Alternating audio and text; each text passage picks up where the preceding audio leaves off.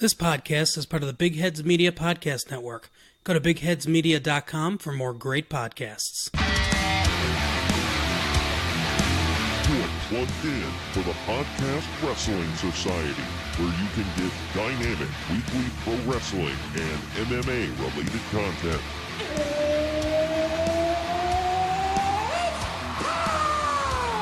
Give us a follow on Facebook, Twitter, and Instagram at PODWRES Society so that you can stay in the know.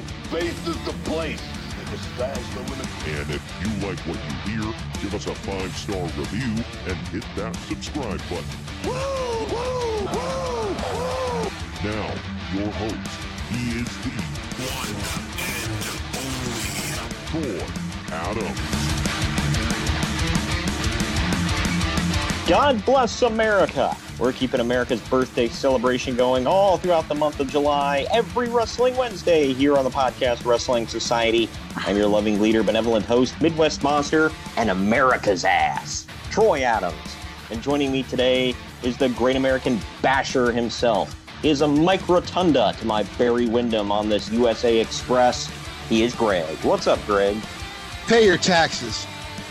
Wrong version of Mike Rotunda. That was no, that's the right version. Talking about wrong.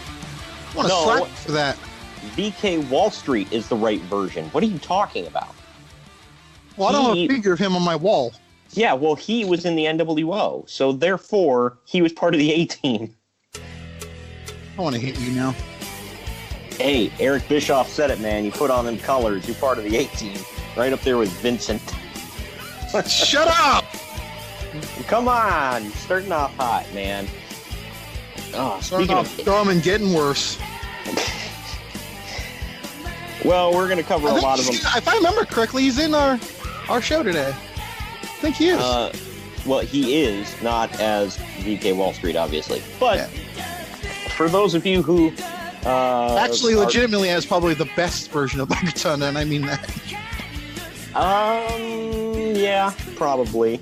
There is one, well, there's one version of him, I think he's on both of these, and one version of him is like, they didn't know what to do with him, so they're just like, this.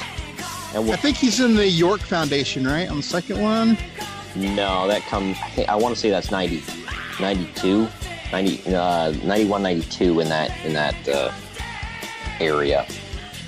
We're not quite definitely not 92 because he's in WWE 92, so it's not. Oh, okay. So it's, and I want to say it's 91, but yeah, it's around that time. Either way, the York Foundation ran by Goldust's future ex-wife. Wow, future ex-wife. Well, already planning the breakup. I like that. What a man. yeah. Just put it in there. Just game plan it. All right. Let's not talk about the York Foundation though, because it's no, that's a different episode. Though we are going to cover that because it's very depressing. It's like one half of the words from Troy may not necessarily reflect my opinion. Just want to put that out there. Yeah, it's ran by this group is like Marlena, the Red Rooster, IRS, and one half of a Hall of Fame tag team. I see nothing but greatness there, but... Oh, good Lord. Of course you would. Well, we're not talking about that today. Thank God. We're talking about... Spoilers coming soon. Great American Bashes here, though. So we're getting all red, white, and blued out here. This was back when it was the actual Great American Bash, and WWE didn't decide, well, that alienates us from the rest of the world, so we're just going to call it the Bash. God. That would have made some sense if they were wanted to hold it in Canada or Europe or something. At least it would have made some sense. Well, their reasoning is we're viewed internationally, so who in, say, India wants to tune in for a American-themed event, you know? But they watch football? Yeah. I don't know. It's a weird... I mean, I kind of get it, but at the same time, it's like... Oh, I get it. It's just if that's the reasoning for it, I mean... They're thinking too hard about it, I think.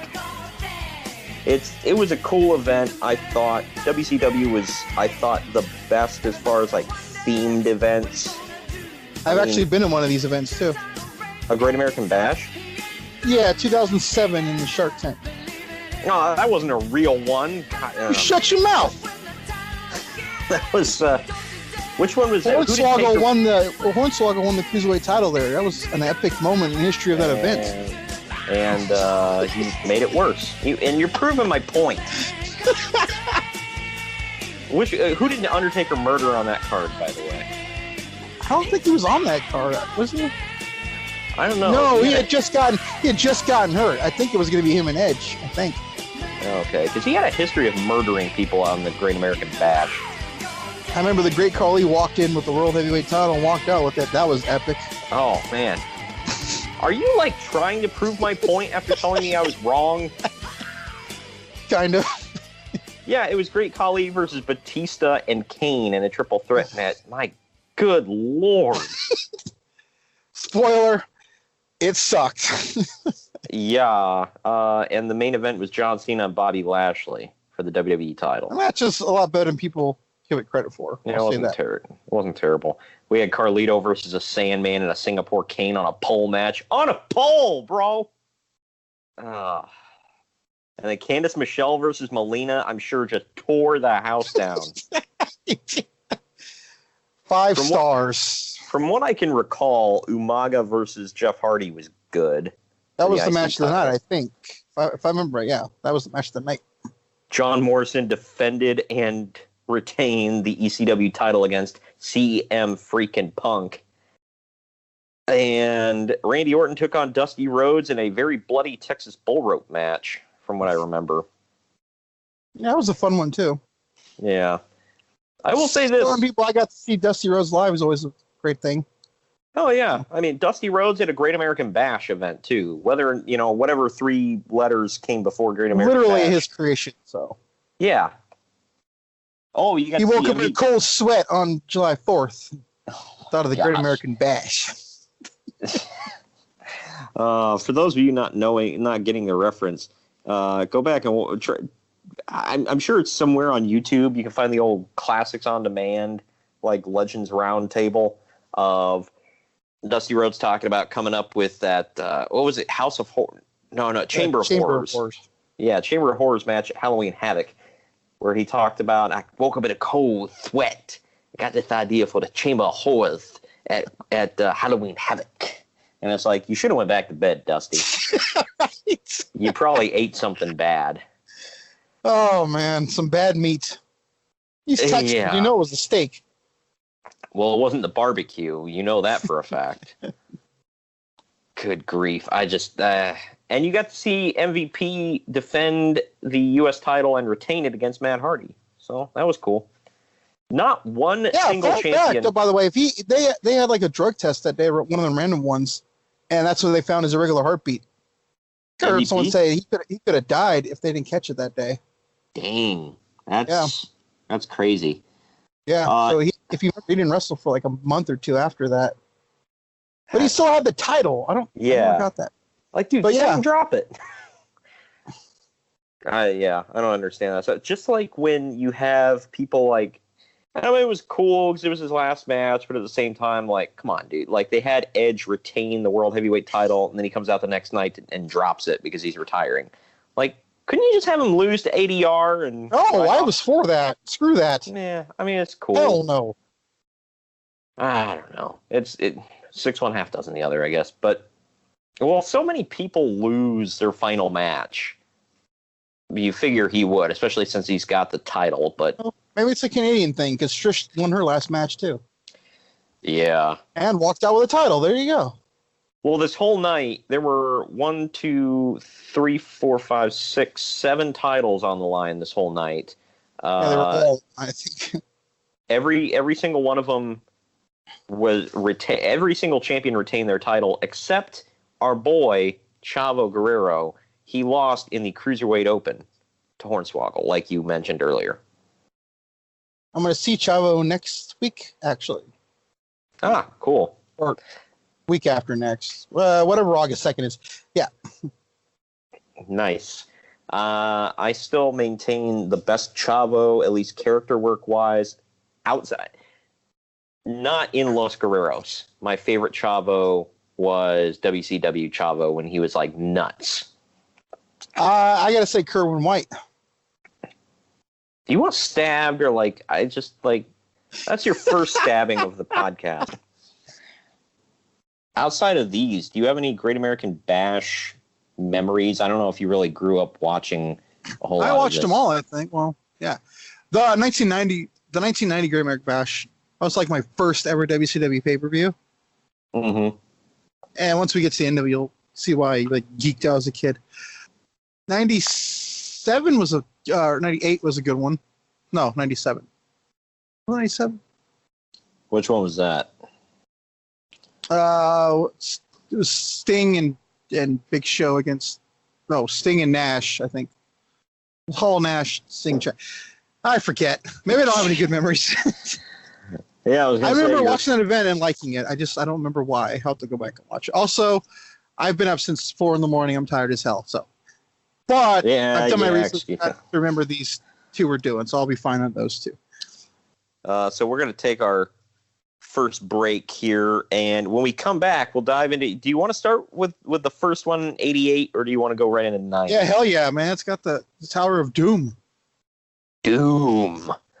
Oh man, that 3-tiered frickin' cage, man. All right, well, we're going to take our first break. Tell you about some other great podcasts here on the Big Heads Media Network. When we come back, Great American Bash, 1988.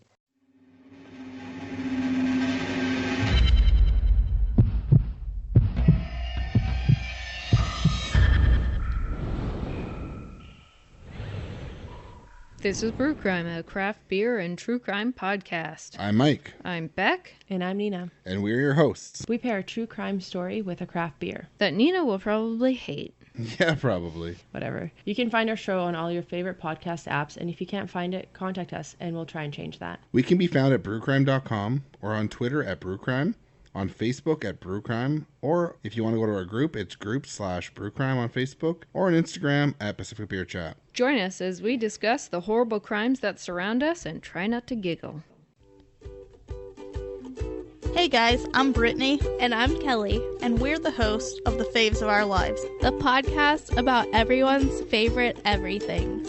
This season, we talk about everyone's favorite TV shows by taking polls and comments on social media. Join us for laughs, banter, and made-up words. You can find us on Facebook and Twitter at The Faves of RL1. That's at The Faves of RL and the number 1. Bye.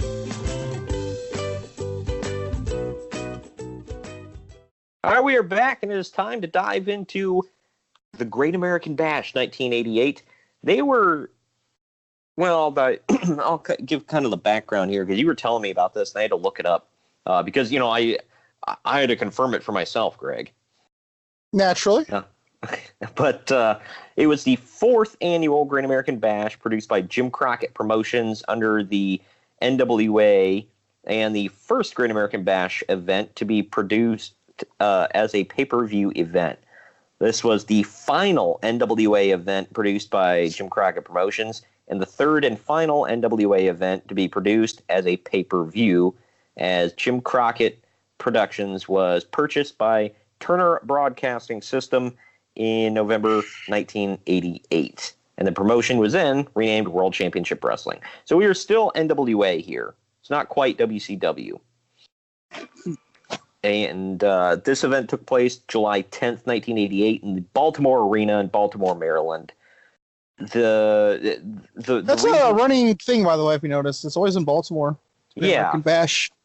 And Eric Bischoff didn't really, because he's been asked, it's like, well, why did you always go to Baltimore? And he didn't really have like a big explanation for it. The conclusion I drew was just that they were able to draw. So yeah.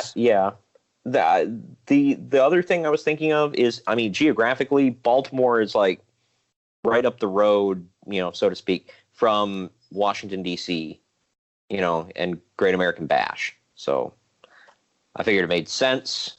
I don't know if there's a big arena in D.C.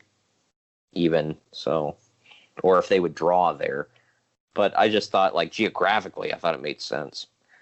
But yeah, the reason this was in July, and they said they never had another pay-per-view under the NWA or like JCP banner after they were bought in '88 was because, or November of '88 was because, and you and I were talking about this off air. It's like they didn't have pay-per-views every month back then. It was like what? Yeah, if you go back and look at the history of it, the Great American Bash was just a tour at one point, like the Great American Bash tour, and they even had War Games on this tour.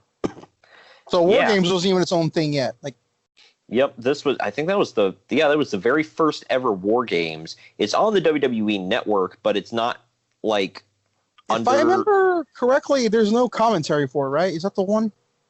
I don't know. I haven't watched it yet. It's on my watch list because you have to search for War Games. It's not going to come up if you search for Great American Bash. I think the way you find it is it's on the War Games DVD. It was never released as an event. Right. Like, because like you said, and it wasn't just like one War Games. They did War Games every night on the tour. And it was, I don't know how many stops they had. It was like this, like you said, a long Great American Bash tour across like the East Coast, I want to say. So, I mean, you can look it up for all of you that want to know the history. I've looked it up. They had like 4 or 5 different War Games like matches on that tour. That had to have been crazy. And it was I know it was Dusty Rhodes and company versus the Horsemen every time. I want to say it was Dusty Road Warriors and maybe Paul Ellering. I don't remember. Maybe Magnum TA. Perhaps. But yeah, I want to go back and watch for sure. I think Nikita Koloff jumped in a few times. Speaking of him, first match, Arn Anderson and Tully Blanchard defending the World Tag Titles in the opening match against the odd team of Sting and Nikita Koloff. You have any memories of Nikita Koloff? Not very vivid. Not like, no. I think when I started watching, he was on his way out. Or he had a weird haircut, especially here. And the thing was, really, because all I remember him was being straight bald. Yeah, me too. But if you watch this event, he almost has like Sting's haircut, but without the rat tail, and it's brown. The old ratty. Yeah, he's got a weird hairdo, and I was like, what? But he played a Russian, and he wasn't Russian, but people said he like dedicated himself to that character, and he would talk in a terrible Russian accent like all the time, and wouldn't let up to his name. I remember vividly the USSR thing on his singlet. Yeah. In this one, he came out with the old CCCP on his singlet, and he's getting cheered right along with Sting. And for those of you who... And the Soviet hadn't fell yet, so, I mean... Yeah. For those of you who don't know, Russia's always kind of been the bad guys. So, little history lesson there. This wasn't... I want to say this isn't too far removed from the Cold War. Maybe 3 years? I don't remember when the Cold War ended. 85? Yeah, I want to say so. Or I want to say so. So it's like maybe 3 years removed from the Cold War. So a couple years, yeah. So. Yeah. But the Russian is the good guy, along with one of the biggest baby faces in the company, Sting. Let's see. I think he just had his match with Flair. So he just became the guy. Yeah, he was on his upward trend. He wasn't quite. They didn't consider him for the title just yet, but he was quickly heading there. I think it was the next year they wanted to put the title on him, and it couldn't happen because he tore a bunch of stuff in his leg. Sting dominated Anderson and Blanchard throughout the end of the match, and then he applied the Scorpion Deathlock on Blanchard, but Tully held the ropes until the 20-minute time limit expired. As a result, Anderson and Blanchard retained the titles. So, first instance of they didn't technically go over, but they didn't lose. Spoiler, this is a very heat-heavy show. So, I want to say I just realized, like, the whole conversation we just had, like, the Russian opens Great American Bash. I just realized. Oh my gosh, you're right. Yeah. And this Sting, by the way, came out. This was like early Surfer Sting with like his makeup wasn't quite as fancy yet, and he just came out in that like really long gold and black robe. He had the rat tail going on. Like, he looked super young here. He hadn't quite evolved. But the next match, I mean, kind of goes with the name of one of the teams, but it was freaking fantastic. It was for the U.S. tag team titles. That was a thing back in the day. It was the Fantastics defending them against the Midnight Express with Jim Cornette.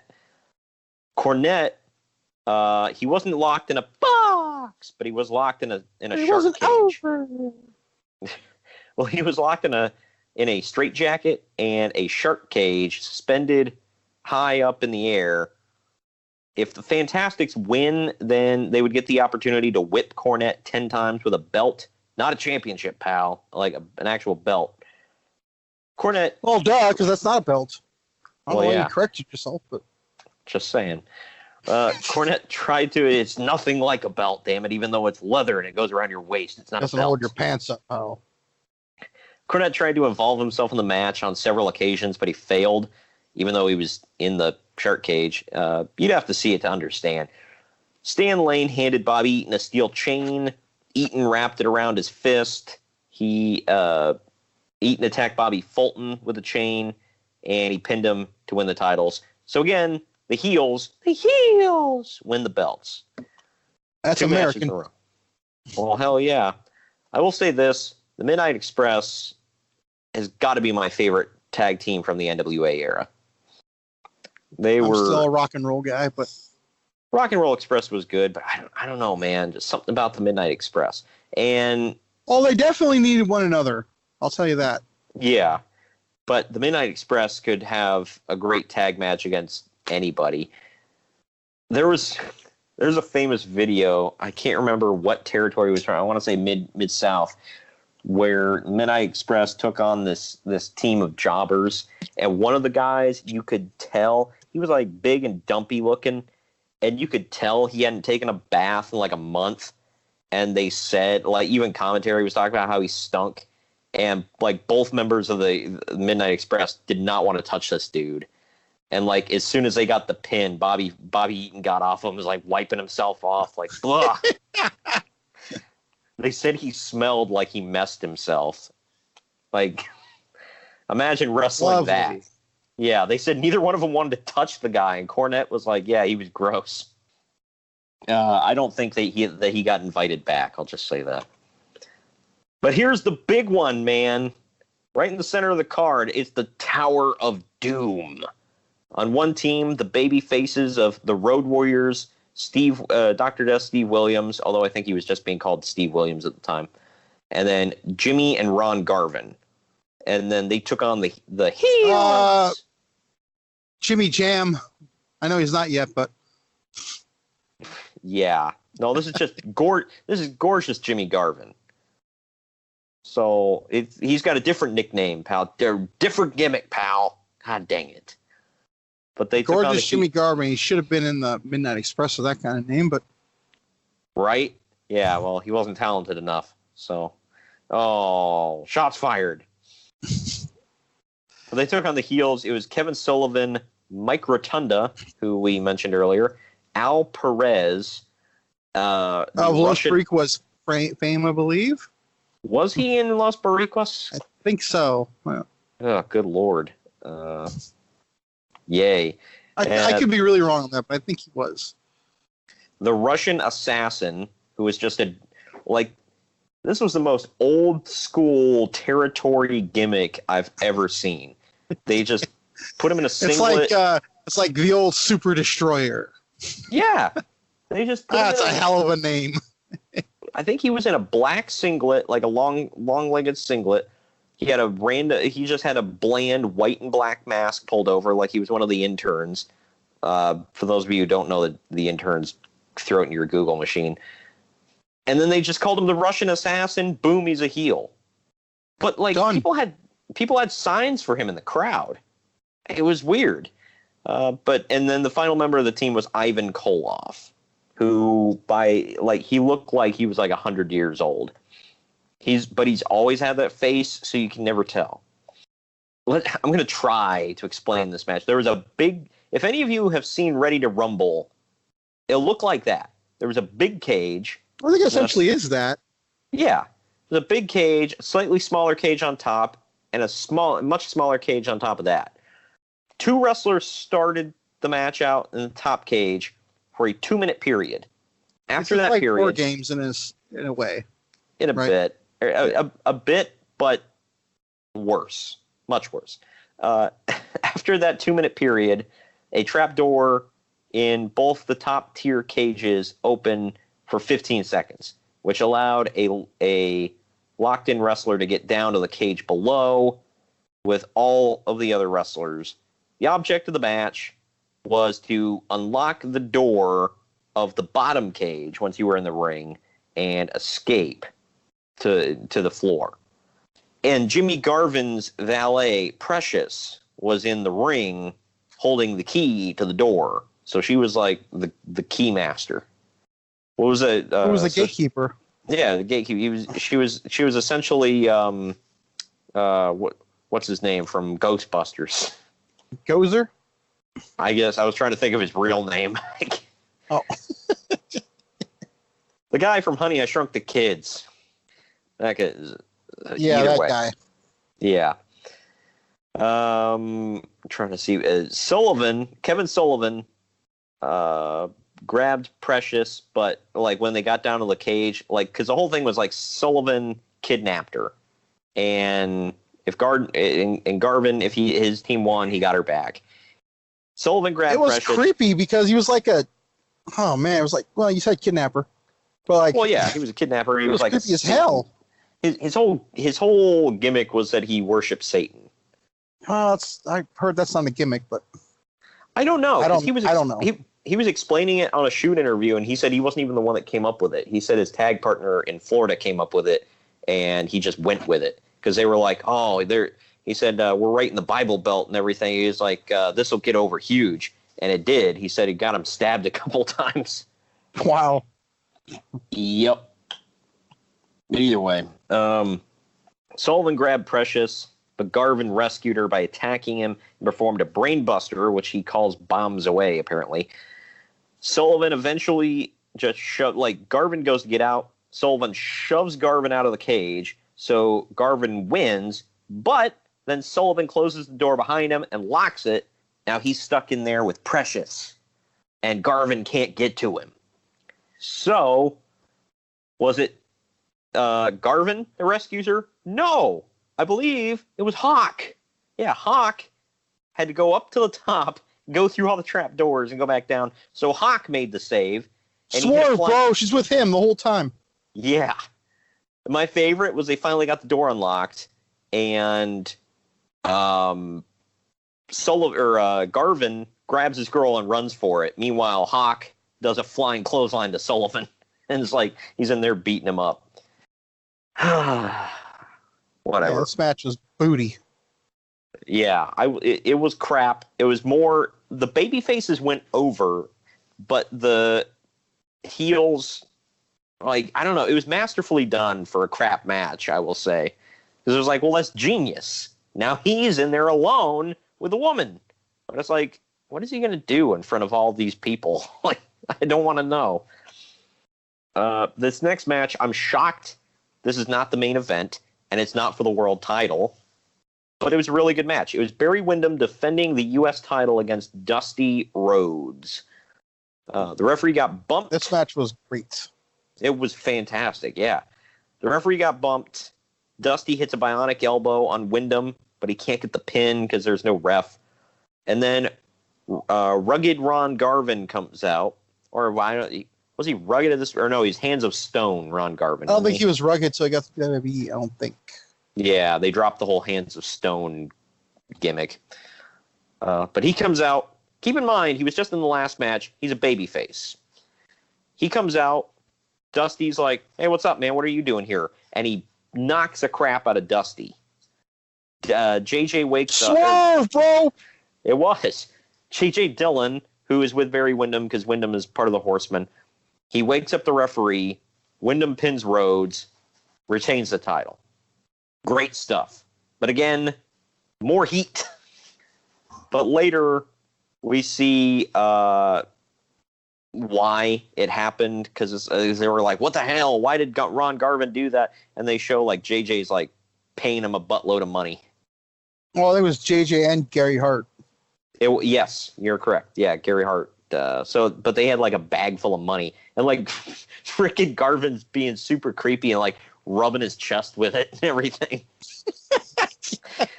Like, what are you doing, dude? Like, gross. Hey, to each his own. It's his money. Yeah. All I can think of is that part on Breaking Bad where like the two bodyguards who are like protecting the money, they like open up the storage facility where they're keeping it, and it's in like pallets. And the one's like, hold on a second, I always wanted to do this. And he just like lays on it like a bed and starts like rubbing himself on it. The other one's like, what the hell? And he does the same thing. But the main event here was also a really good match. And people are going to say what they will about the guy going for the title here. But this was a really good match. It was Ric Flair defending the NWA title against Lex Luger. Lex was really good. And I mean, I'm not going to say this match was fantastic, but this was a really good match. And Lex held up his end of the bargain, I felt. Yeah, we're going to split people with that, but yeah. I know there are people that think he's always been garbage, but I never thought he was garbage. I felt his WWF run was lacking in some areas, especially the Narcissist. But his WCW work, I felt, was almost always good. Well, to be really fair, he's in the Ric Flair, but still. Yeah. Well, and then I got told off by Keith Mitchell from the Torch, I believe, the Pro Wrestling Torch, because he wholeheartedly disagrees with me that Luger got big reactions. Oh, no, the crowd didn't care about him. Like, really? Because... Well, if he said it... Yeah, it's like, dude, I watched the same thing you did. I heard it. And I'm not like a huge mark for Luger. I like the guy. I always was a fan, but I'm not like a huge mark for him. So it's like if he didn't get a big pop, I wouldn't care one way or another. But I always heard the crowd went. I mean, it wasn't always, but the crowd at least cared about him, wouldn't you say? Oh, yeah. Look when he beat Hogan for the title that one night on Nitro. Yeah, they went blew. Crazy. Whoa! Look at what happened when they only went crazy for the title change, not for Luger. That's always the argument. They went crazy 2 weeks before when he announced he's taking the match on Nitro instead of at Hog Wild, but you know. Yeah, there's an excuse for that too. I guarantee it. What about when he got screwed out of the title in Madison Square Garden at WrestleMania 10, and the entire crowd was chanting BS? I mean, that's the Garden. They tell you how they feel. So what's the excuse there? No, Greg. They stopped caring at that point, and Vince gave up on him because clearly. It's not on the network or anything, but whatever. They edited that in. He was flatter than edited in a BS chant. Yeah. Yeah. Greg. He was flatter than a plate full of piss. Okay, come on. My mistake. We all know it. Yeah. He was deader than Kelsey's nuts. Wow. All those old-time expressions. But the end of this match, outside of the ring, they were outside the ring and the referee wasn't looking. J.J. Dillon shoved Luger face first into the corner post and busted him open. The thing was, he was bleeding, but it wasn't like he had a gusher. And the reason I say that is because of the way this match ended. Later on, because this went on for another 5 minutes, I think. Luger picks up Ric Flair in a torture rack, and he's got it in there for a while. The referee calls for the bell to stop the match. Luger thinks he's won. The crowd's going crazy. He's the new champion. No. The ref says he stopped the match due to Luger's excessive bleeding, citing that the Maryland State Athletic Commission guidelines say that the match has to be stopped and Flair retained the title. I hated this finish. It's a major pay-per-view, And that's how they ended it, yeah. Yeah, well, look, we don't want to beat him, but we don't want him to win, so we will put the heat on the Athletic Commission. Guarantee. Wow. That was their thought process. Guarantee it. And yet they still went in that building 100 times. Yep. Well, I don't think the Athletic Commission really gave a damn one way or another. But yeah, I did not like this finish. I thought it was it had heat. Yeah, it was a cop-out. It had, I liked, by the way, that they had like all the Luger's friends come out there and complaining. Yeah, I know. Yeah, let's bring all the old WCW trick of let's unload the locker room. Actually, that was more of an NWA. It was an NWA thing that kind of came over to WCW once in a while. Like we saw it when, like I asked you this one time. I was like, how many times has the locker room unloaded for a Sting title win? 3, I think of. At least in 90, in 1990, when he wins it at the Bash, like, we kind of already said he did it, so it's not like a spoiler. Well, I mean, that's his group, though, the dudes with attitude, right? So yeah. Well, I was going to say, at least for that one, it was like kind of a lumberjack match, like, because they had the baby faces around the ring to make sure the Horsemen didn't get involved. So it made sense. It's not like they just came out. But in 97, when he beats Hogan, again, it makes sense, but it's just funny. The funniest thing was, like Eric Bischoff talked about in 97 when he won the title, he hadn't spoken a word in like over a year. First thing he says, he looks at the camera and says, "Mamacita." Like, what the hell was that? He's channeling his inner Eddie Guerrero. I guess. But... well, you know, his tan was not on point that night, Greg. That's true. Shouldn't have went. He should have went over. He didn't have a tan. I laughed when Conrad, a couple of weeks later, was like, why didn't they just have somebody run down to the Walmart and pick up some self-tanner? Like, it was that big of a deal. And he was like, and how the hell are you going to... they have a Tanner RS or something around them? Oh, my gosh. Well, and he was like, and how the hell is he going to get a tan wearing a trench coat up in the rafters for a year?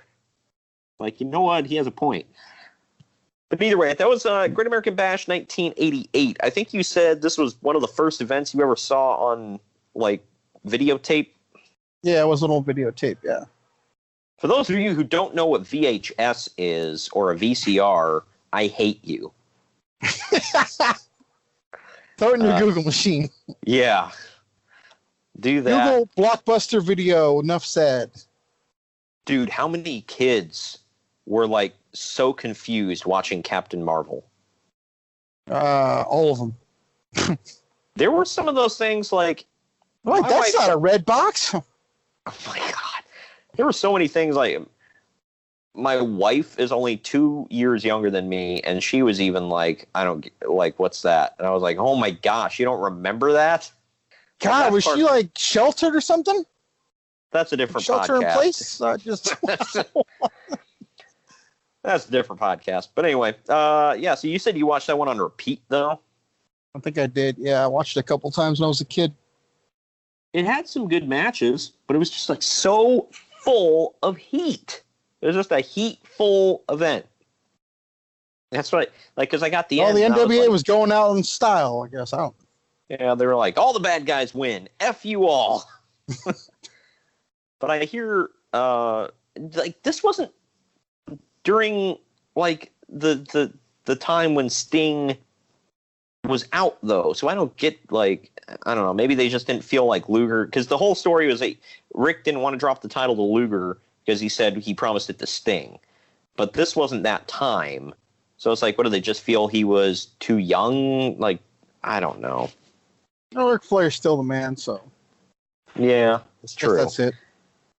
Perhaps. And he was still drawing big numbers for them. But we're going to take a quick break. Let you know about some other great podcasts here on the Big Heads Media Network. Go to bigheadsmedia.com. Check them out.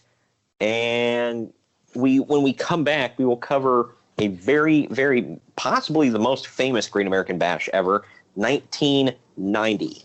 We'll be right back.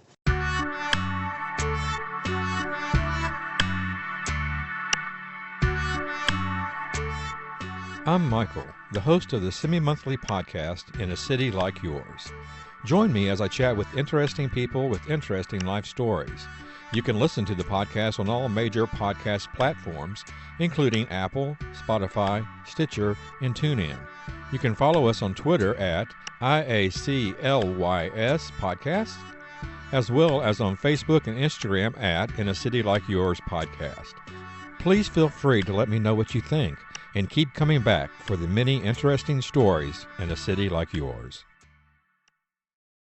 Hello, my name is Jacob. And I'm his co-host, 5-year-old Olivia. Do you have kids?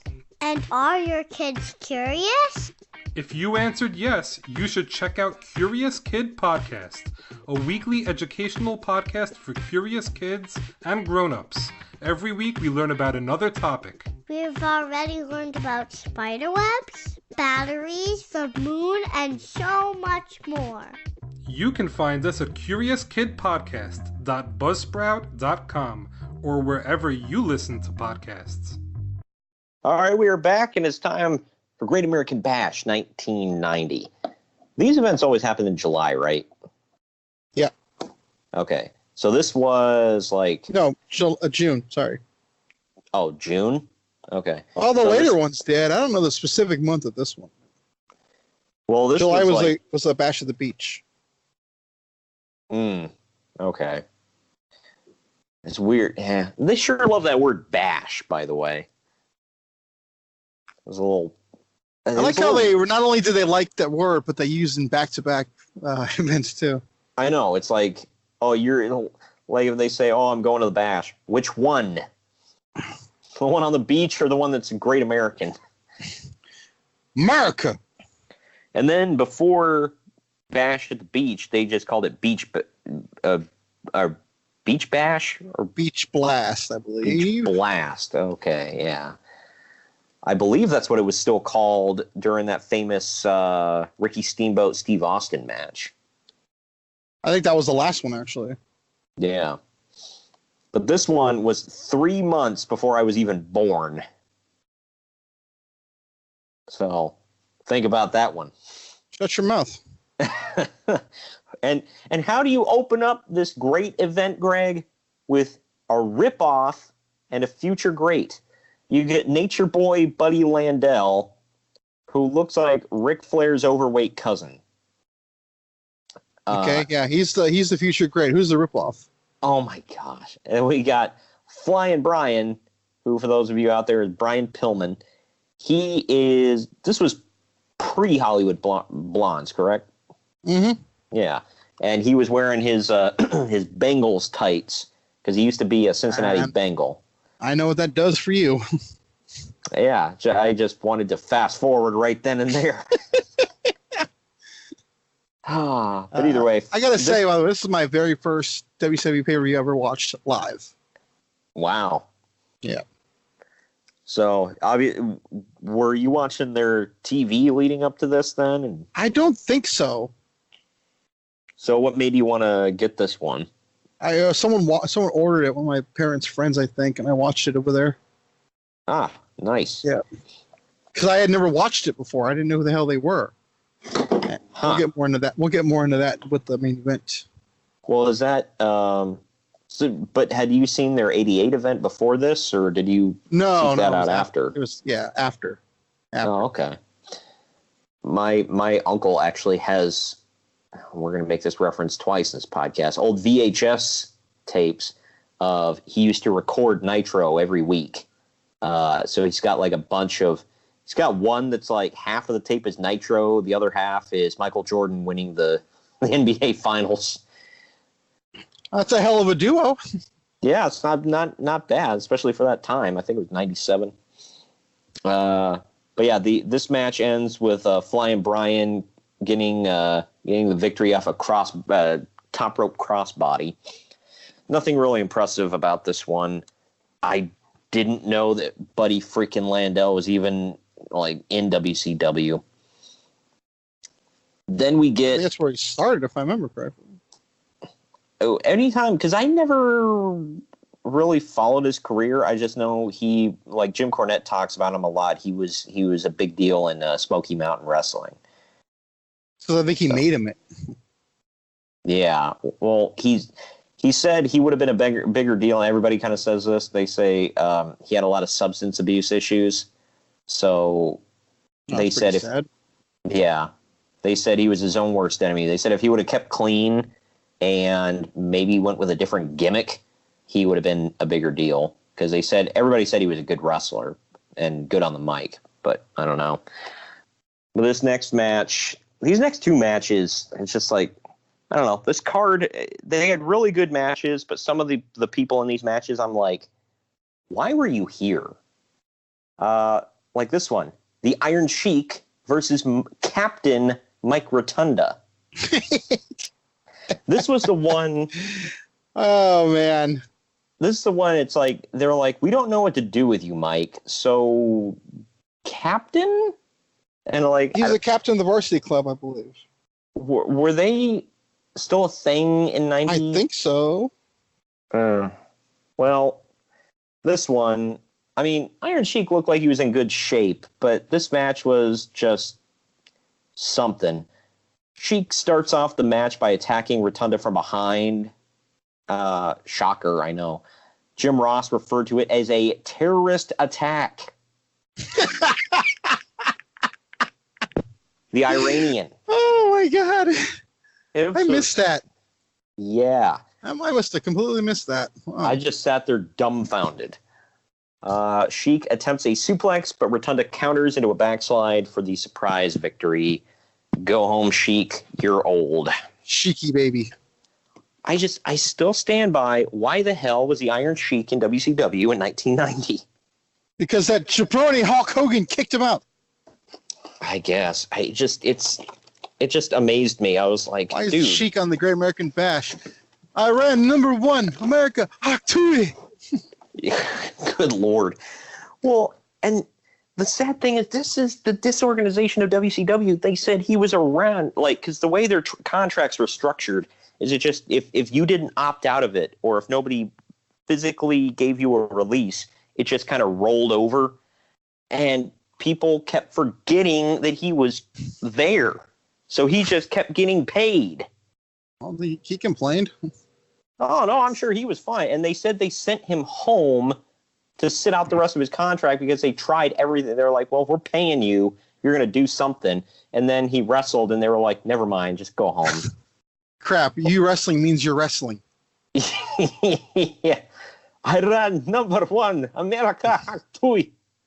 Like, maybe not. Like, oh, Sheik, you're drunk. Oh, yeah, that would have been a shocker. Here's another one. Why are you here? Dirty Dutch Mantel versus the world's strongest man, Doug Furnas. Oh, man. The only interesting thing about Doug Furnas, speaking of which, he was not bad here. I feel he could, like, I don't know about you. I feel like if he was pretty good. I felt WWE and WCW kind of missed the boat on him. Like, how do you? Yeah. You feel that way? I do. Because when he went to WWE, they're like, "Oh, what are we going to do with you? We're going to pair you with Phil LaFon. Why? Reasons, pal. Damn it." Like, everybody says, like, he should have been a huge star. Yes. Well, I guess the way he started his career, I want to say, in Tennessee. And the way they had him debut, and this was where Cornette said he gave WWF this idea for Kane, was he came out and ripped the cage door off the hinges and came in, and they used Tennessee, their territory used to, or the Memphis territory used to have the cage that went around the ring and sat on the floor, kind of like the Hell in a Cell. Yeah. So Cornette said he kept envisioning that and brought that up during creative meetings, so they used it for Kane. Like, well, it's cool.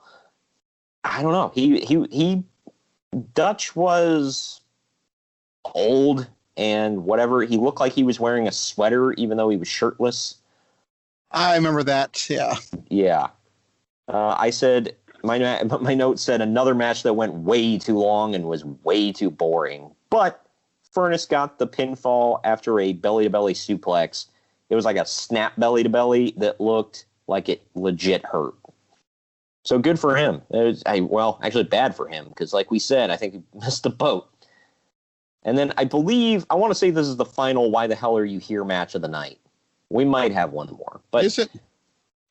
It's Harley Race versus Wildfire Tommy Rich in the year 1990.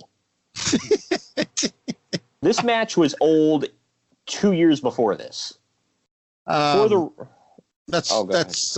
Thomas Rich from the York Foundation. Oh, good Lord.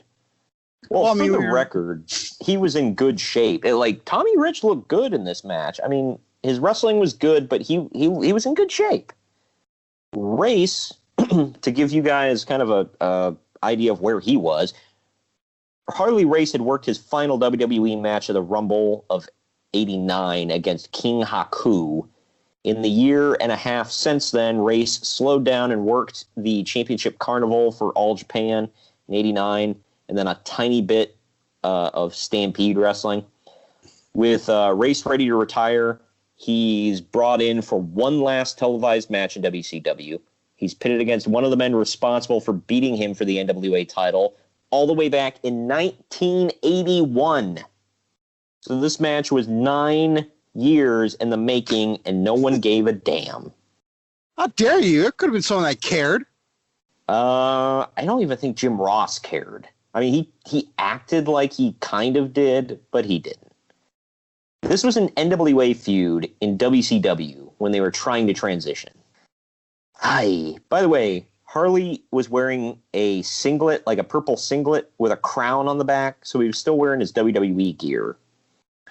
Yep. Jim Ross excuses Harley Race wearing that attire as saying he must be a Sacramento Kings fan. Oh, screw him for that. Yeah, I was like, yeah, the guy from Kansas City is a Sacramento Kings fan. I'll betcha. Good Lord. He also sounded really annoyed at the fact that that Harley was even wearing that. Rich hit a top rope crossbody, but Race rolled through, got the surprise pinfall for the win. So they gave Harley the win on the way out, even though Tommy was sticking around. Why? Because reasons. It wasn't even a feel-good moment because Race was the heel in this one. But he didn't come out of a box, so it wasn't over. So, yeah, which makes me wonder why he won. Didn't come out of a box. He was a heel. He was leaving. I don't know. WCW did some stupid things. But from that to something that they did absolutely freaking right. It was, in my opinion, the best match on the whole card. The Midnight Express defending the U.S. tag titles against the Southern Boys. Them boys. The Southern Boys, for those of you that don't know, were Tracy Smothers and, I want to say, was it Scott Armstrong? Yep. Is he the referee? Yeah. It was one of the Armstrongs. The crooked rep. Get it right. Wow. Yeah, and he was really good. I mean, all of the Armstrongs were actually really good. Yeah, but only one of them matters. Yeah, Buzzkill. Or B.A. Or Bad Street, whatever. I don't know. He went by a million freaking names. It was pathetic. It's Brad Armstrong for all of you. But yeah, so this was an amazing freaking match that doesn't get enough credit. They're still using the old NWA titles, by the way. They hadn't switched over. They kick out of a lot of big moves, both of them. The Midnight Express got the victory after Stan Lane got a kick to the back of Tracy Smothers' head when he hit the ropes. That allowed Bobby Eaton to get a small package for a 3 count. This was Mr. Small Package. Good Lord. He utilized his small package. Did you see that on Raw? I did. Where, Corey was like, utilize the small package. And then they freaking started busting out like Renee lost it. I'm like, oh my gosh. But, yeah, this one, for as much as Jim Cornette hollers and kicks and screams and whines and cries about, nobody sells anything anymore. God dang it. It's always better back in the old days. Midnight Express. It's like, these guys hit... Thank you for that. But these guys hit every move in the world, hit their finishers, nothing. Finally, they're going to win off of a kick to the back of the head into a small package. So, after seeing this, and this was a great match, but after seeing this, Cornette, you can go straight to hell. Straight to hell. This next one was weird. It was the Z-Man. He was not going by Tom Zenk, just simply the Z-Man. He had the dubious task of taking on a debuting Big Van Vader. You remember this, man? I do. He was still wearing his Japanese gear, where it almost looked like Kane's design, like in his later years. It was just all black, and it had like red, I don't know, like lightning or cracks or whatever all over. It was weird. His mask was completely different than the one most people know him wearing. But he came out with that giant freaking headpiece, and his entrance lasted 2 years. And it blew steam. I think this is the Vader they put in the recent game, I believe. Well, he still had his later attire. Like, it was all black and it said Vader Time on it. But yeah, he did that entrance. I always loved that entrance. I don't think he ever wore that headgear in WWE, did he? Not that I can recall. I don't know. At least broke it off WrestleMania at one point. I know. Did he have a big WrestleMania match though? Nope. Yeah, so there you go. He would have had to been doing it in the dark match. Sad. But yeah, either way, Vader debuts. He beats the Z-Man with a big clothesline into a running splash. AKA the next Hulk Hogan. Yeah. No, that was who the hell? I can't. He was so good I can't even remember his name. Tom McGee. That was the one. Not Tom Zenk. Although looking at you Toms look alike. Oh my gosh. Looking at Tom Zenk, though, you'd be like, God dang, you're going to be something. And he was athletic. He just, nobody cared. And his name was Tom Zenk. Like, the Z-Man. Who the hell's going to buy the Tom Zenk t-shirt? But I said that about Seth Rollins, so whatever. Up next, we get, this is a weird one, the Steiner Brothers versus the Fabulous Freaking Freebirds. Who were gotta talk about them Freebird tires, by the way. Yes. It was Michael P.S. Hayes and Jimmy Jam Garvin, who we talked about as a babyface 2 years before. They are wearing... Michael is in red and Jimmy is in silver. They're in these long pants that are they sparkle, and then they go up in suspenders as well. And then they're wearing white dancing shoes, it looks like. They also... let's not forget... Oh, okay. The eyeshadow. There it is. Their eyeshadow looked like they were going to be on RuPaul's Drag Race. It was something, man. And they had their hair slicked back, combed into a ponytail, and these big beards. Oh, my gosh. Well... you can kind of figure this was a WCW crowd in the year 1990. Let's just say people weren't very sensitive back then. So the fans chanted things like, Michael is a B word. They called them something that starts with an F, and it's a derogatory term for a gay man.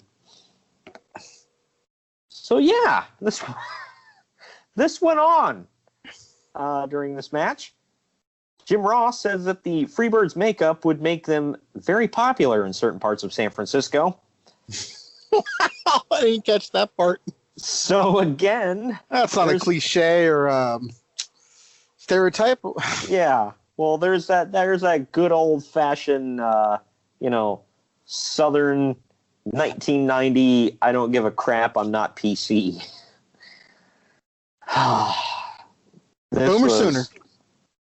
The thing was, people didn't care back then. Like, this wasn't an uncomfortable thing. In 2019, you kind of cringe watching it. But Scott eventually gets the hot tag and hit the Frankensteiner on Hayes, but Garvin immediately hits a DDT on him. Since Garvin wasn't the legal man, he was forced out of the ring to allow Rick to hit a belly-to-belly suplex on Hayes, and then he drags Scott on top of him for the win. So the babyfaces won, but kind of by dubious means. I don't know. I felt this was way too competitive. Well, the Freebirds were damn good. So. In 1990? Yeah. I don't know. I mean, the whole thing is stupid, but they're good. They were overweight, wearing makeup, and sparkly pants. It was just, I don't know. I will say they got heat. Probably not the right kind of heat, but they got heat. It was something, man. But this is the match you really wanted to talk about up next, man. It is the Four Horsemen versus the Dudes with Attitude. It's a 6-man tag. The Four Horsemen are made up of Arn. This is the weirdest trio of horsemen. It's Arn Anderson, Barry Windham, and Sid Vicious in a singlet. And they're with J.J. Dillon. Not to be weird about it, but you know what Sid looks like. He's never not looked like that. Why is he covering that up with a singlet? That's like when the Ultimate Warrior wore a singlet. Like, to catch sweat. It's like, dude, if I look like that, I would never wear a shirt. Like, just in my daily life. I would just walk around shirtless. It's like, I didn't work this hard to cover it up, all right? See, this man could kill you if he wanted to. Well, Sid could kill you. I mean, if you give him the right pair of scissors. Oh. Good God. Hey. Oh, man. Arn is still alive and kicking, so I can make that joke. I guess. Maybe. Too soon? Either way. A little bit. The Dudes with Attitude are made up of Paul Orndorff, who, oddly enough, is babyface here. The Junkyard Dog, who Uncle Dave, at this point, so lovingly called the junk food dog because he was so large. And El Gigante. Hell yes. A.K.A. the giant freaking Gonzalez. Damn right. I think one of the greatest matches in WrestleMania history, WrestleMania 9. Go look it up. Watch along is available in the archives. Yes, we did a watch along. It is in the archives. Go check that out. I want to stab you, though, for many reasons now. Man, I've talked about stabbing twice in this match. Anyway. Wow. I'm not with him. If God's listening, I have nothing to do with him. Wow. Jim Ross talked about how El Gigante was signed was because he came into like the Turner building there. He was playing for the Hawks, the Atlanta Hawks, and they were gonna cut him because he sucked. So WCW looked at him and was like, he's bigger than Andre. We'll sign him. Even though he sucks, we'll make him not suck. And, by the way... How'd that work out? Yeah.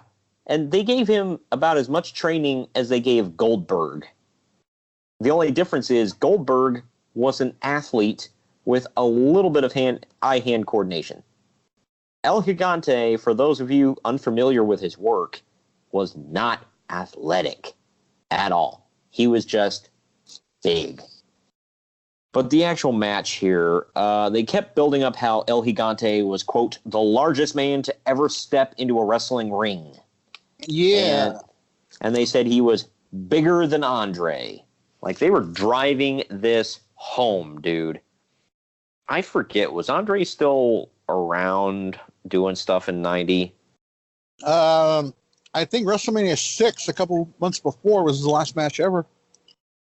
Ah, okay. Yeah, this was, I don't know. They thought they had found themselves an Andre. Another, I had sent you that text about what Jim Ross said about when he had to try to teach El Gigante how to cut promos. He's like, "What do you want to say here?" Yeah. I guess his name was George. He's like, "What do you want to say here?" He's like, "You mad at Ric Flair and take him on?" He goes, "Ric Flair, I kill you." He's like, "You're not killing anybody, George. Let's try it again." He's like, "What else are you gonna do?" "Ric Flair, I kill you." It's like, "Damn it, George! There's not gonna be murder. Like, come on." He said that's all he could get out of him. Oddly enough, he'd take on a dead man a couple of years later. But yeah, they kept building up to the tag of El Gigante until JYD is thrown over the top rope and lands on the walkway. The referee sees this, and he calls for the bell, disqualifying the Horseman because the rule was you throw a man over the top rope, you're disqualified. So with that theory, how did they ever accomplish having a battle royal in this promotion? That was an NWA rule, I believe. Yeah. I know the NWA was already gone, but for some reason, I think they might have come back at some point. Because I don't know. They were still using their belts. Yeah. At this event. I mean, well, they might have just not been producing it. They might have still been a part of it. It's just a stupid. Like, this was a stupid way to get out of this. So El Gigante never got the tag. The crowd's like probably for the best. You're not wrong, but the crowd's left blue-balled. And then after this, though, the bell rings. El Gigante gets in the ring, finally going to grab them damn Horsemen. Nope, they scatter and they run, and the crowd got screwed, sort of. And I say sort of because there was a payoff, but they did not want to see that payoff. And they would learn that sooner than later. This next match was funny because of who's in it. Lex Luger is defending the U.S. title against Mean Mark with Paulie Dangerously in his corner. This was... Were we just talking about the Great Khali? Just as bad. Close enough. El Gigante. Yeah, I know. It's so weird that Giant Gonzalez and The Undertaker are both on this card. This was... In a couple of years, they're going to face off WrestleMania, one of the worst matches ever. Now, in the archives. Gosh, I know, right? Yeah. Well, we also covered why did we plug that twice? Oh, good God. Because it has to be done. It has to be done, Greg. Sad that they put them in two matches against each other in WWE. Like, they're like, fool me once, sad that's all they got was two. Fool me once, shame on me, shame on you. Fool me twice, shame on me. I'm an idiot. Mean Mark wasn't quite the Undertaker at this point. He was, 5-6 months removed from being, or before. Yeah, but he had a sweet mullet, dude. Right? So did Luger. Both of them. And Paul Lee was getting that skullet rocking at this point.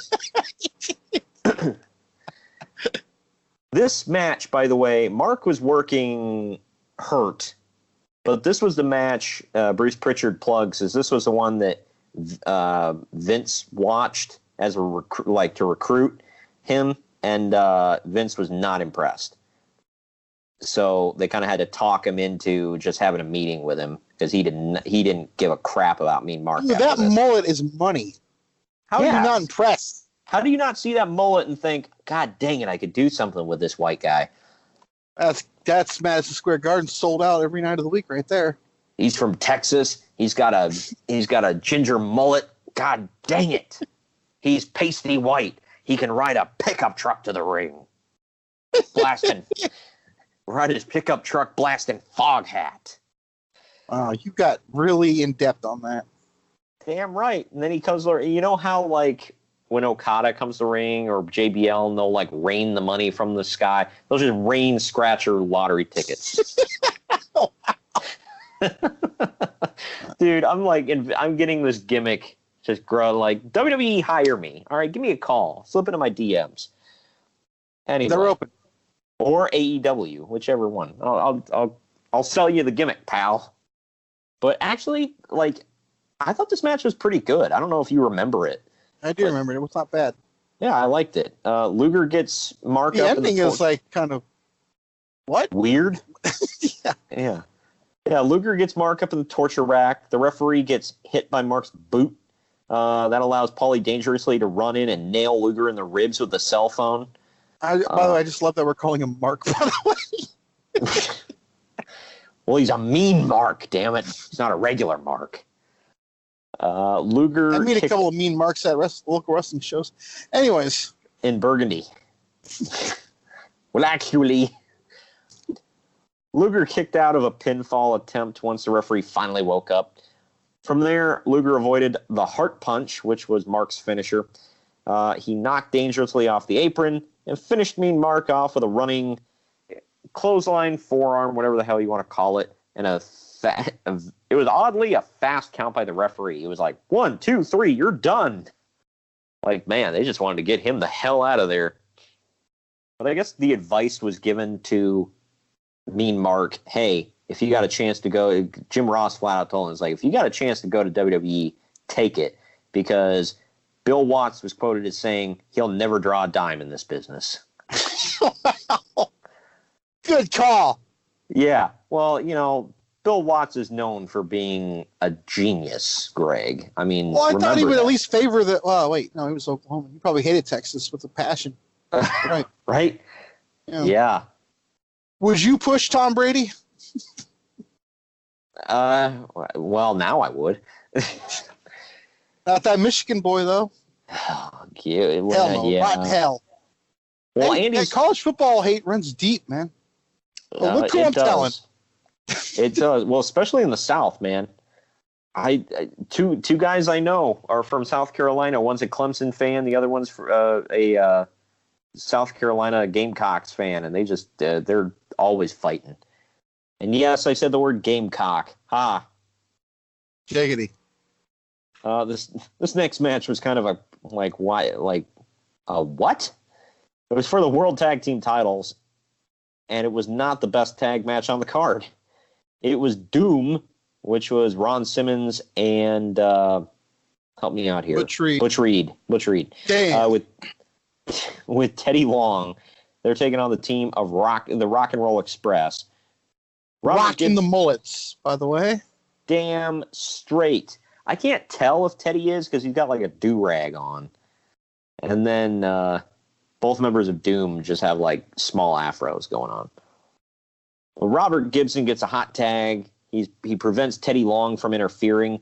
And Gibson turns right around into a top rope shoulder block by Butch Reed to give Doom the somewhat unfair victory.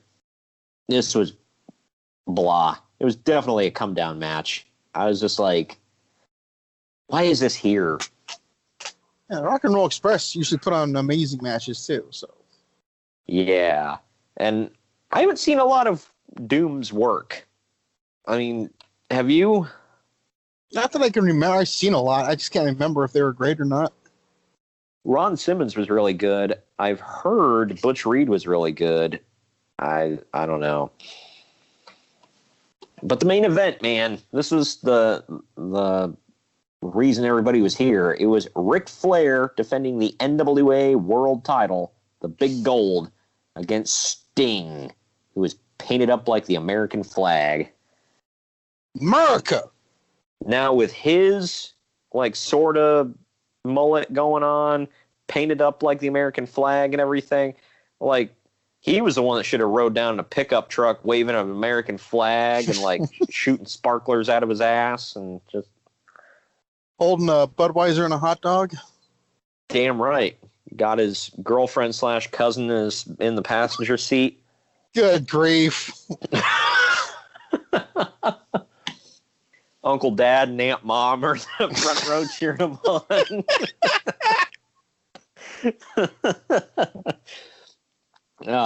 We're going to get a lot of hate after this one. I mean, again, the views expressed by Troy aren't necessarily mine.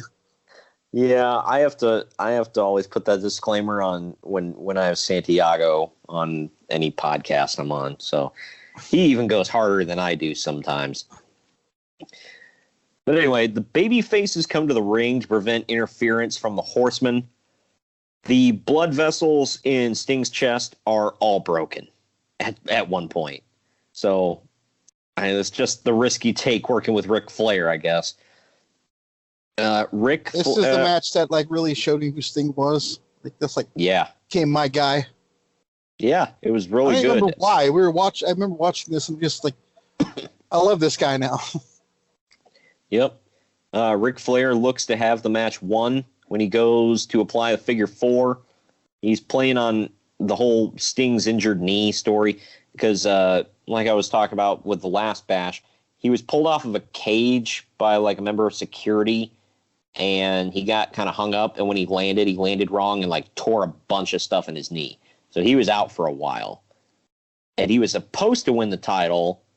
If I recall correctly, wasn't it Starrcade at 89?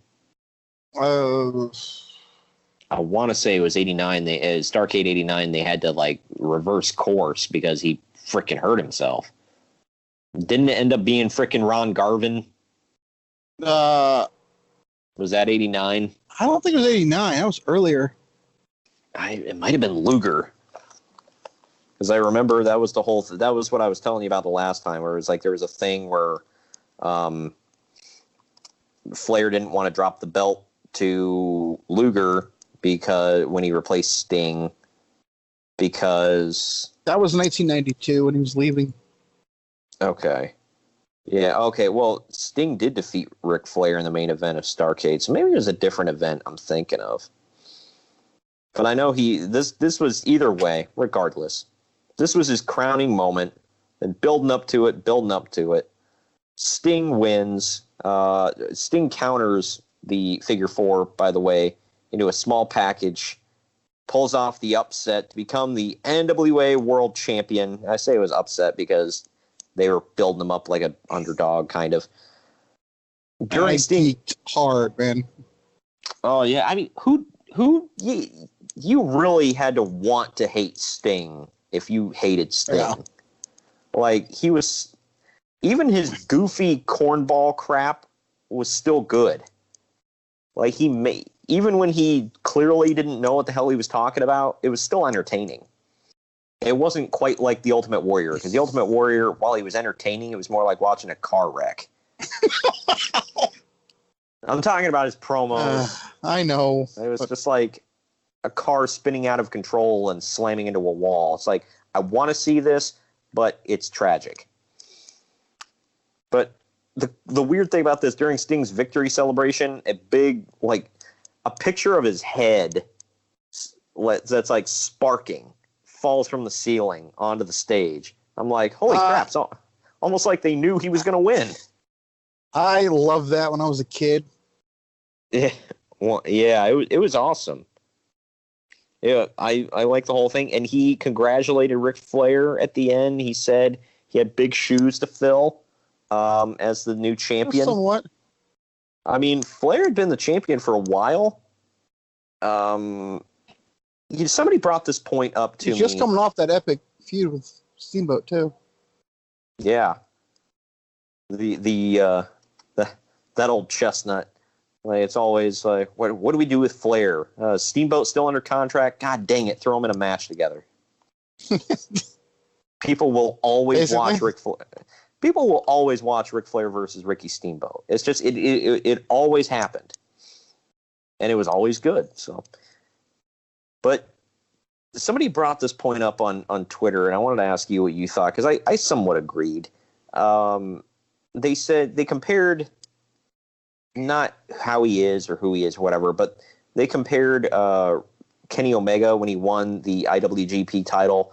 They kind of compared that to Sting in the way of, they said, people really wanted Kenny. They were like, oh, it's time. He needs to win that belt. It's his. And then he wins it, and it's like, okay, cool. You're the champ, and then it's over. What else? What else? It's like, what else you got? Yeah, and it seemed like Sting had that effect where it's like, yes, Sting is the world champion, and then it was like, oh, that's right, you're still the champion. I mean, am I wrong? No, but I mean, and it's not. I'm not trying back to insult then. It could have been a lot different.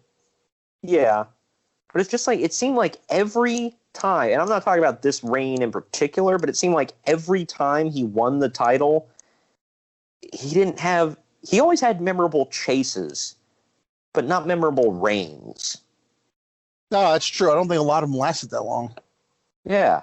But, and he's like a million-time world champion, too. I forget who said it, but they always said more money in the chase than the defense. I forget who said that. Well, might have been Jim Ross. And some people do have notable, like, really memorable title reigns. Like Eddie Guerrero. He freaking won it, and then I remember almost everything he did as champion. It was really memorable and really great. I'm different. I'd say he basically lost as the first challenger. He did. But, I mean, I don't know. It felt like, because I enjoyed it so much, it felt like it lasted longer to me. I don't know. But yeah, Sting is a one-time NWA World Heavyweight Champion. This was his one and only time. 2-time WCW International World Heavyweight Champion. So, 6-time WCW World Heavyweight Champion. So what? We're up to 9. Mm-hmm. Like, how many times did he win the damn NWA? Yeah. Okay. Then he won the NWA title again in TNA. It's 10. Then 4-time TNA champion. So he's a 14-time world champion. Yeah. It's funny. I think that NWA title he won in TNA was the first time he won that physical belt. I mean, championship, pal. God dang it. Yeah. Yeah, because when he won the NWA title in WCW, it was the big gold. It wasn't the globed belt thing. So, I don't know. He got Wrestling Observer voted him the most unimproved wrestler of 1990 that year. Well, Meltzer says it. It is. Well, these are his nephews, Greg, that are voting on this. So. Oh, well, then I changed my mind. I believe it. Hey, his nephews, they know their stuff. All right, they read his dirt sheets. They repeat it. Oh man! Now I want to slap you. Come on. Conrad Thompson brought up a good point about this match. He said, he said, if you think about it, April of this same year, another big, bright, face-painted guy who used to team with Sting also won the world championship from the biggest guy in his company. Yeah, definitely wasn't a coincidence. I did notice that, too. Not right then and there, but... Yeah. And he was like, do you think this is in response to the WWF? And Jim Ross said, hell no, we had this in the works for like over a year, so this had nothing to do with the Warrior. And I believe that, because if you hear everybody, they said, yeah, Sting was the guy. We were just building up to it. Had nothing to do with it. Was supposed to happen earlier. It just didn't because of Sting's injury. But yeah, it was good stuff, man. I really enjoyed this watch, and I still could go back and watch it to this day and be somewhat entertained. Yeah, it was really good. And the thing was, this match was the main event match is the most memorable, but I think the match of the night was Midnight Express and the Southern Boys. Them boys. The one cool thing was like that the part in the match where Stan Lane and Tracy Smothers get in the ring and start like doing karate with one another. Yeah. It was actually entertaining. It was like a little goofy, but it was good. And then I'm watching this, I'm like, damn, like Scott Armstrong went on to do like not really anything. And then Tracy Smothers went on to dance and join the FBI in ECW. Yeah, what's wrong with that? That was amazing. It's kind of pathetic. Like that, I feel like the Southern Boys were a good team. It's funny how the Armstrong, like the Armstrong boys, are most remembered for their tag team work. I disagree. I think they're most remembered for their jobbing. Oh my good lord! How dare you call BA a jobber? He teamed with a huge guy named Swole. Damn right. That was money. Do you remember him being like he first he went by BA, which was clearly for badass. Well, that was his brother's tag team partner, and then he was Buzzkill and completely ripped off his brother's gimmick. Yep. He would have a rip off of the Outlaw song. Yep, and he said, "It's me, it's that BUZZ." So he ripped off both once members. again, and that double C double or something like that. Yeah, freaking weird. He wasn't the talker that his brother was. That's for damn sure. All right, well, that's that. It was something. It was two really good Great American Bash events, and I hope you all enjoyed some classic WCW and NWA wrestling. The wrestling. Here from the Great American Bash here on Wrestling Wednesday. Thank you for joining me today, Greg. Mm-hmm. And we will join you all next week. Later. Later.